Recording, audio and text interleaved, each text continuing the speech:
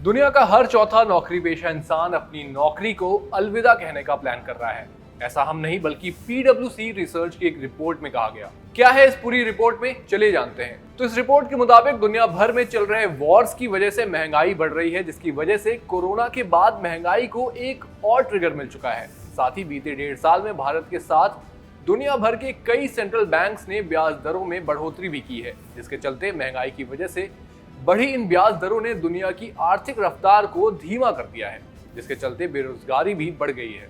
वहीं अब PwC की रिपोर्ट में दावा किया गया कि अब महंगाई की वजह से लोग नौकरी भी छोड़ने लगे हैं। दुनिया भर में कर्मचारियों को आर्थिक परेशानी का सामना करना पड़ रहा है, क्योंकि महंगाई की वजह से सैलरी से लोगों को गुजारा करना मुश्किल पड़ रहा है और लोगों की बचत भी कम हो गई है। इसी वजह से लोग नौकरी छोड़ रहे हैं या अगले साल नौकरी छोड़ने के बारे में प्लान कर रहे हैं। अब आप सोच रहे होंगे, जब महंगाई के चलते सैलरी से गुजारा नहीं हो रहा तो फिर नौकरी छोड़ने से तो हालात और बुरे हो जाएंगे।